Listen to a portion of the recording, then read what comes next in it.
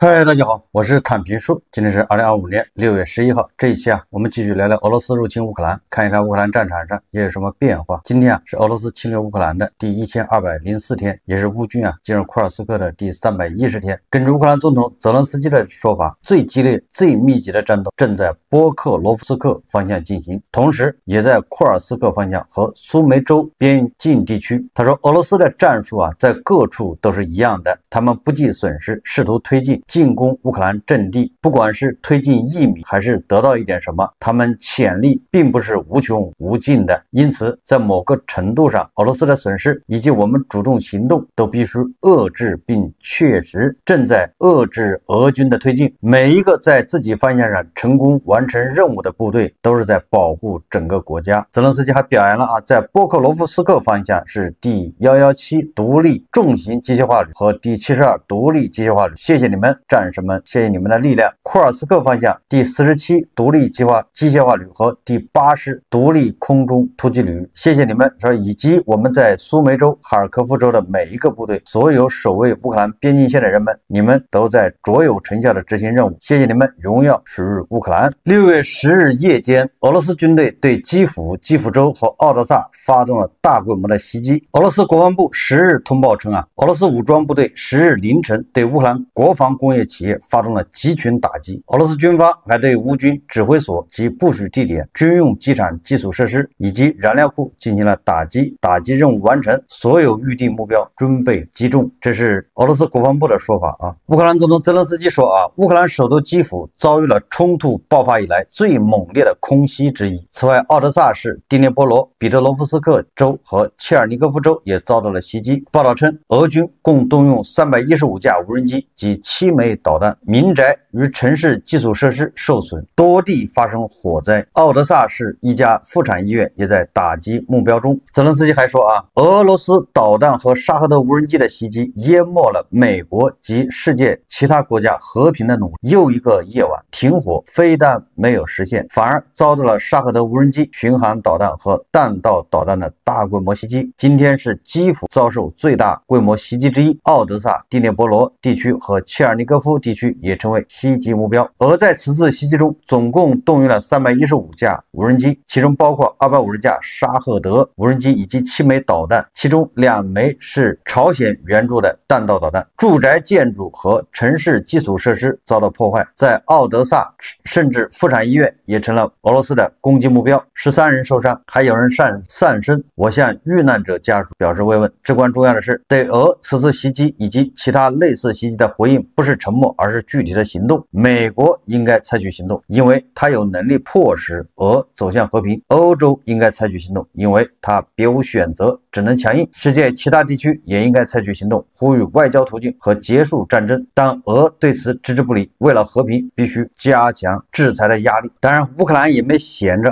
俄罗斯国防部通报莫斯科时间6月9日21点50分到10日5点50分期间，俄罗斯值班防空部队共拦截并击落102架乌克兰固定翼无人机。布良斯克州上空是击落46架，比尔格莱德州上空击落20架，沃罗涅日州与克里米亚共和国上空各击落9架，卡卢加州与达达斯坦共和国上空各击落4架，莫斯科地区上空击落3架，列宁格勒州、奥列尔州及库尔斯克州上空各击落2架，斯摩棱斯克州上空击落1架。这是俄罗斯国防部的战报。6月9日凌晨乌克兰特种部队在国防军多兵种协同下，对俄联邦夏诺夫格罗德州的萨瓦斯莱卡空军基地实施精确打击，成功摧毁多架战斗机。以俄罗斯后勤为目标，是破坏弹药和补给的关键工作。凤凰无人机旅在比尔格莱德州实施精准打击当地时间6月10日，据俄罗斯紧急情况部通报称当日约12时10分，乌军一架无人机袭击了俄罗斯比尔格莱德州比尔格莱德市的一座加油站超市，袭击导致部分建筑坍塌，多人被埋。据初步消息确认，1人死亡，另有3人受伤。当前有约50多名救援人员在现场清理废墟，搜寻可能的幸存者，预计伤亡人数也可能进一步上升。目前乌方对此没有回应。6月10日上午，俄罗斯圣彼得堡和列宁格勒州居民报告称，移动互联网出现故障。丰坦卡报报道了该消息，投诉来自圣彼得堡市的不同地区：维堡区、海滨区、莫斯科区、克拉斯诺塞尔斯克区、普希金区以及郊区。根据用户反映呢，移动互联网已无法使用，且有时完全无法拨打电话。该媒体指出，此次故障与空中危险状态实施以及无人机攻击的应对行动时间重合。防空部队当天上午在列宁格勒州托斯基涅、洛蒙索夫和加特齐纳地区击落了3架乌克兰无人机。随后，列宁格勒州州长亚历山大·德罗兹登科警告称，已对移动通信和互联网服务实施了限制措施。也就是乌克兰人的无人机袭击这个列宁格勒州还有圣彼得堡市的时候俄罗斯的防空人员就用这个电磁干扰屏蔽，导致这个移动互联网无法使用。弗拉基米尔·泽伦斯基正式证实对布良斯克州的袭击导致3座伊斯坎德尔 M 弹道导弹发射器全部被摧毁。据报道，一架配备 FPV 无人机的乌克兰海军无人机，就是乌克兰海军的这个无人艇袭击了部署在黑海天然气平台上的俄罗斯特种部队。经济学人、卫报等媒体报道说，德国正在放弃2战后的和平主义，转变为欧洲抵御俄罗斯的防御支柱。国家组建了规模最大的军队，同时让平民做好战争准备。乌克兰的敌后武工队也继续在积极行动6月10号，乌克兰敌后武工队在比尔格莱德州点燃多辆油罐车、烧油库、炸铁路，进入活跃状态这个敌后武工队的存在让俄罗斯是防不胜防。俄罗斯的国土太大。我们再看看这个外交以及国际援助根据欧洲真理报的报道说，波兰武装部队作战司令部6月9日清晨发表报告称，由于俄罗斯对乌克兰城市发动大规模空袭，波兰空军紧急起飞了战斗机。由于俄罗斯对乌克兰密集空袭，波兰和盟国的飞机被卷入空中，不仅是战斗机，地面防空和雷达系统也进入了戒备状态，做好了跟俄罗斯开战的准备据乌克兰国家通讯社援引《每日镜报》报道，德国国防部乌克兰德国局势中心主任弗洛伊丁称如果有政治意愿，欧洲国家有能力取代美国对乌克兰的军事援助。这位德国联邦国防军将军在谈到欧洲取代美国对乌克兰军事援助的能力时称，只要我们有政治意愿，我们就能做到，我坚信这一点。他强调针对乌克兰的战争是在我们大陆上发动的，也是针对欧洲安全秩序。弗洛伊丁称我相信如果欧洲有政治意愿，那么就会有机会在很大程度上弥补美国的支持。同时他指出，美国未来对乌克兰军事支持的立场目前还不确定。他说总的来说，我们看到美国政府对发展本国国防工业抱有极大兴趣，因此我们谨慎地认为，至少仍有可能从美国采购有利于乌克兰的武器。乌克兰实现停火对北约构成风险，因为这将给俄罗斯提供机会，进一步增加其武器储备。北约秘书长马克吕特说他指出，俄罗斯的弹药产量超过了所有北约国家的总和，而且生产速度远超西方。预计今年俄罗斯军工产业将生产1500辆坦克、3000台装甲卡车以及200枚伊斯坎德尔导弹。吕特说吕特还警告，俄罗斯可能在5年内准备好对北约发动进攻。普京是在为对抗做准备，而不是为和平。既然知道俄罗斯人迟早是要对欧洲下手，那欧洲这些国家为什么还要绥靖呢？还在这儿讨价还价，还在这儿裹足不前，前怕狼后怕虎。这个泽伦斯基说他说我们正在应对局势，可能看起来像是第3次世界大战的过渡。泽伦斯基还说伊斯坦布尔的俄国人告诉我们的代表团，我们知道我们的备忘录是最后通牒，你们不会接受的。俄罗斯人还说他说我们每个月可以动员2.7万人4.5万人而乌克兰只能动员2.7万人。泽伦斯基说他说西方伙伴列举了他们未决定实施制裁的原因，就是对俄罗斯加大制裁他说其中一个原因是乌克兰一直没有把服避孕的年龄降低到18岁。乌克兰的外交部长西比加说俄罗斯至今未对伊斯坦布尔会谈前乌方提交的建设性方案做出回应，反而提出一系列与外交准则相悖的最后通牒。这再次证明必须加强对俄施加制制裁。外交政策杂志报道啊，他说6月9日的消息，美国总统特朗普的行政当局计划继续向乌克兰提供卫星情报数据。外交政策杂志援引接近美国当局的消息人士报道了该消息。据悉，美国目前无意停止乌克兰获取这些数据的权限，因为卫星图像对乌克兰至关重要。消息指出，美国可能继续向乌克兰提供类似于此前的援助，但这种援助不会让美国付出过高的代价。同样还是美国媒体说啊，他说战争继续下去的可能情况之一是，特朗普将指责双方莫斯科和基辅没有遵循他的指示，放弃外交努力。白宫消息人士的话称啊，同时他们表示，特朗普政府不会完全离开乌克兰，不会停止向基辅提供卫星情报。美国政客包括大多数共和党人明白，如果失去乌克兰，华盛顿将面临很大的风险。而泽连斯基说啊，我告诉特朗普总统，他能如何影响普京，也就是泽连斯基跟特朗普说啊，他说啊，这里有一堆武器导弹，我们掌握着他们的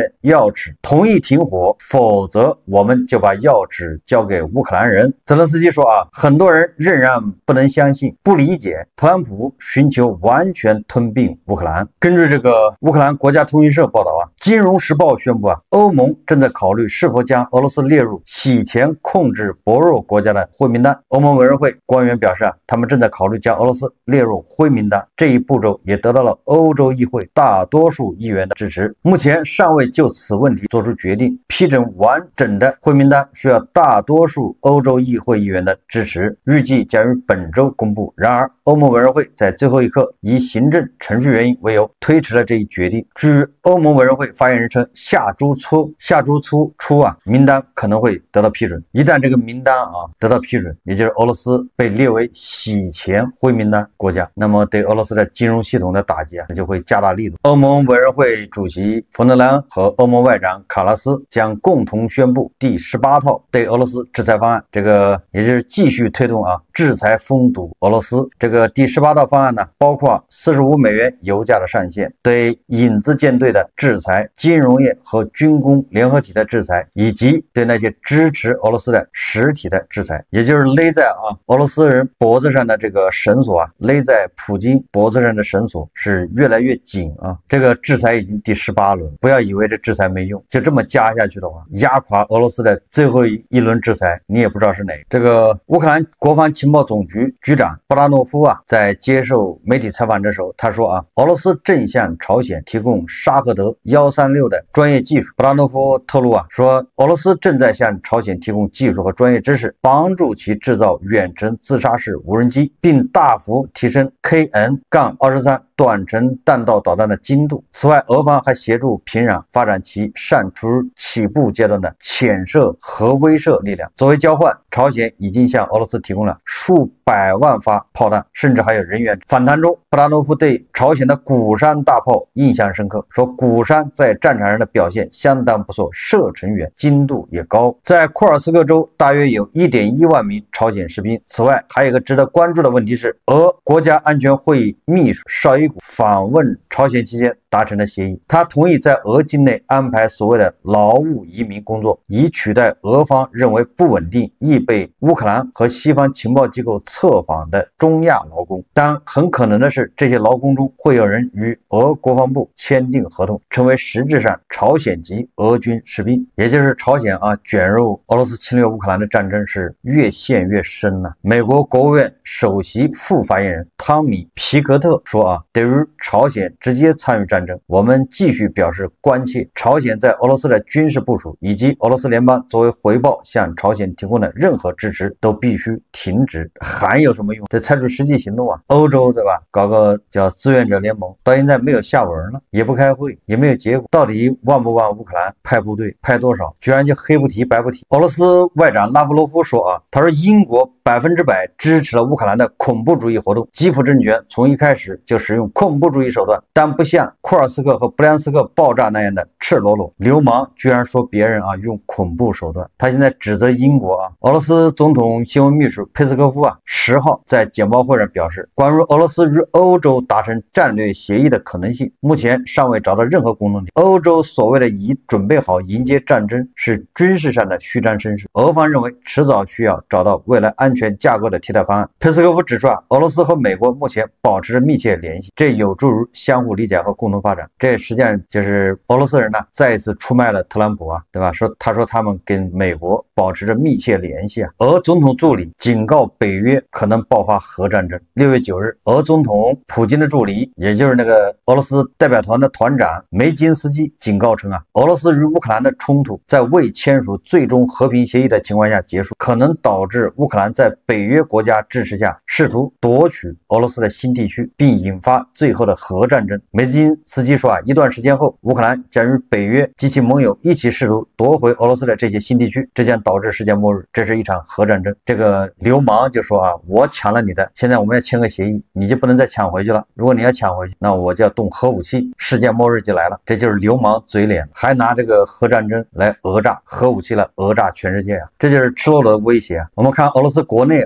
根据俄罗斯商业咨询公司原引价格指数中心的报告显示这是来自于6月10号的消息，俄罗斯的汽油出口量大幅下降。5月份俄罗斯汽油出口量下降至 13.3万吨，同比减少 47%， 主要因卢布升值导致出口商收入减少，以及多家炼油厂的维修工作延长。炼油厂已经被乌克兰炸得七零八落的，要维修，但是又缺零件，所以说迟迟修不好，导致汽油出口大幅下降。今年前5个月，俄罗斯汽油出口总量同比下降 3.3%， 主要出口地为非洲国家和巴西。亚洲国家停止了购买，亚洲国家就不从俄罗斯买汽油了。俄石油公司面临支付额减少、出口吸引力下降的问题，炼油厂更倾向于国内市场，库存可能多于预期。同时，俄罗斯植物油出口量也同比下降，葵花籽油更是暴跌1/4，这就是越打越富有路透社报道说俄罗斯面临土豆价格飙升，通胀加剧，俄罗斯贫困人群生活更加痛苦。在莫斯科附近的一个农场，来自印度的新到务工人员正在种植土豆和卷心菜。俄罗斯央行的分析师密切关注这些劳动情况，为即将召开的利率决策会议做准备。令人担忧的是，尽管实际通胀已经放缓，但人们通胀预期依然居高不下，而这正是推动价格压力的重要因素。土豆价格自去年以来已经上涨3倍，去年土豆减产 12%， 这加剧了问题。这个不已经要求白俄罗斯多种土豆吗？要援助俄罗斯说太离谱了，土豆以前一直很便宜，这个价格我不会买，我想大多数人也不会买。67岁的退休人员塔马拉在莫斯科一家折扣店外说俄罗斯央行行长纳比乌林娜在利率下调后记者会上承认了这个问题。他说人们不会每天去买智能手机和电视机，他说他们每天买的是食物，如果这些价格涨得更快，就会形成高通胀预期。智库研究显示，4月俄罗斯家庭将近 35% 的收入用于购买食品，是过去5年中最高水平，而去年同期这一比例为 29%， 也就是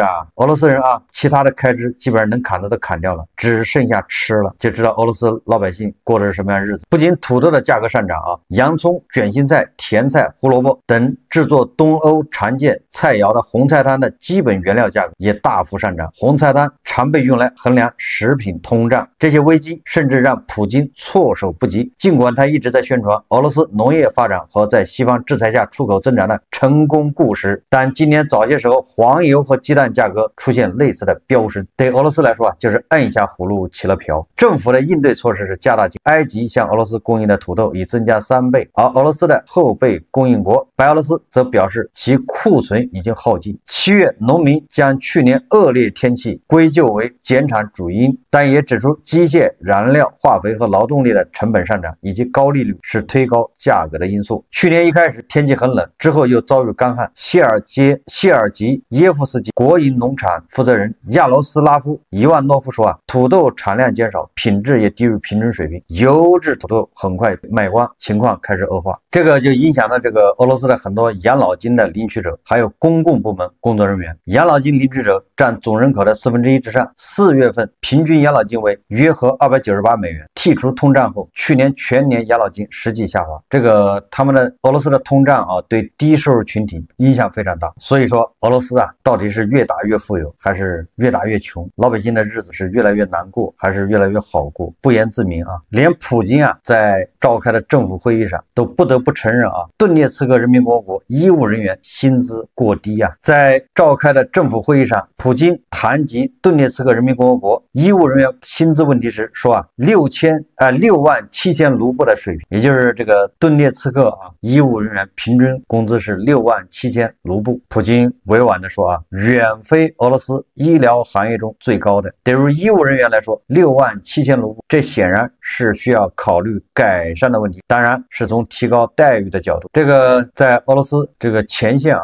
俄罗斯的那些士兵啊，他们工资至少是20万卢布，有的更高。相比较之下啊，顿涅茨克的医务人员只有67000卢布，能买多少斤土豆呢？所以这已经说明俄罗斯这个问题很严重啊。普京的不得不承认啊，这个医务人员工资太低，要提高。那钱呢？怎么提高呢？俄罗斯出口石油、天然气，卖给2个印度的这些能源赚回来的钱，不都变成武器了吗？哪有什么越打越富有的呢？只有越打越穷。媒体报道啊，俄总统普京签署命令，宣布把针对俄石油和石油产品设置价格上限的反制措施延长至2025年12月31日。截至2023年2月1日，普京2022年12月27日签署总统令，要求禁止向在合同中直接或间接使用设置价格上限机制的外国法人和个人供应俄石油和石油产品。什么意思呢？欧盟和美国不是对俄罗斯出口的石油设置了这个上限吗？60美元。那上限也是浮动的啊，就是你其他国家2个印度要跟俄罗斯买石油，你的价格不能超过这上限。现在普京啊，他签了一个